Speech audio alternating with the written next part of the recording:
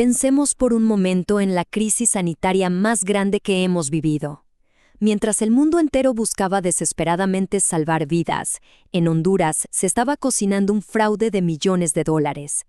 Esta es la historia de cómo la urgencia se convirtió en la coartada perfecta. Para entender esto, tenemos que viajar a marzo de 2020. ¿Se acuerdan? El pánico era global. El miedo nos tenía a todos paralizados. Y claro, en Honduras, como en tantos otros lugares, la necesidad de actuar rápido llevó al gobierno a tomar una decisión drástica, básicamente desmantelar los controles del Estado. Todo, supuestamente, en nombre de una emergencia que no podía esperar.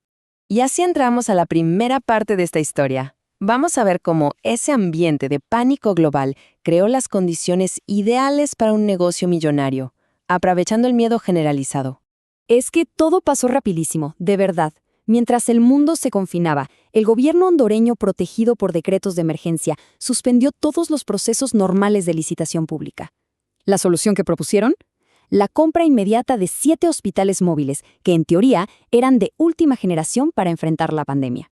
Con la emergencia como excusa, se abrió una especie de atajo legal.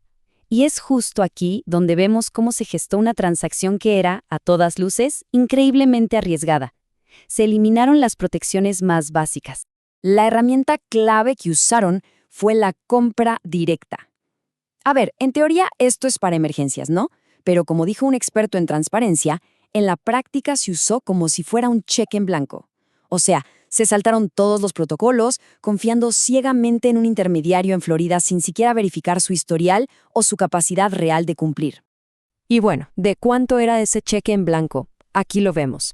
Más de 47 millones de dólares.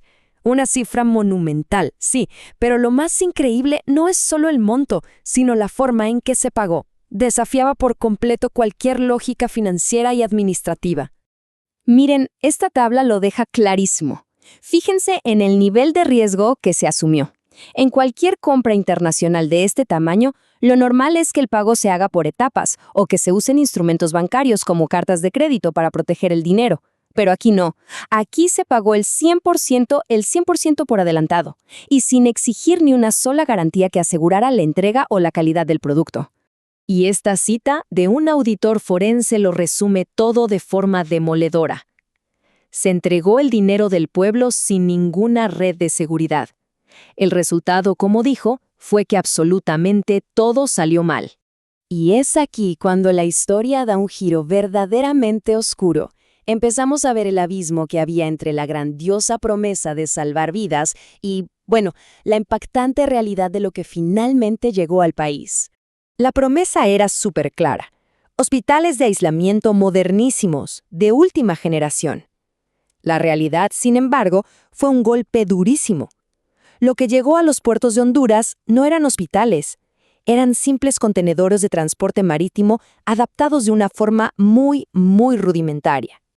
Y ojo que esto no era solo un tema de apariencia. Estos contenedores tenían fallas técnicas críticas, peligrosísimas. Por ejemplo, no tenían ventilación con presión negativa, que es algo esencial para tratar un virus respiratorio.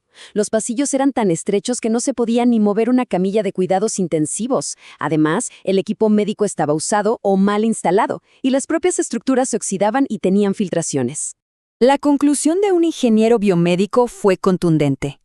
En lugar de ser lugares para sanar, estos contenedores ponían en un riesgo terrible a los pacientes y al personal médico.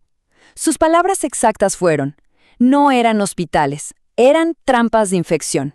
Entonces, ¿cuáles fueron las consecuencias? ¿Qué pasó después de todo esto?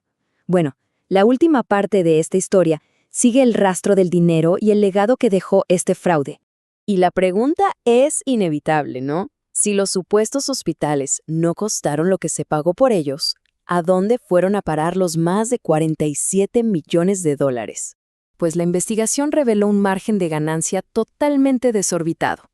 Este gráfico muestra la diferencia brutal entre el costo real de fabricación de estas unidades en Turquía y el precio que pagó Honduras. Millones y millones de dólares se perdieron en el camino, en comisiones oscuras y sobreprecios. Y aquí viene el contraste más doloroso. Mientras estaba cerrando este negocio millonario, los médicos y enfermeras que estaban en la primera línea de la pandemia en Honduras Tenían que usar bolsas de basura como equipo de protección por la falta de recursos. A día de hoy, esos contenedores son monumentos a la impunidad. Son chatarra de millones de dólares ahí abandonada, cubierta por la maleza, sin haber cumplido jamás su propósito de salvar ni una sola vida. Al final, este caso queda como un recordatorio sombrío. Una lección de que, incluso en los momentos más oscuros de una tragedia humana, siempre hay quienes buscan la manera de sacar provecho.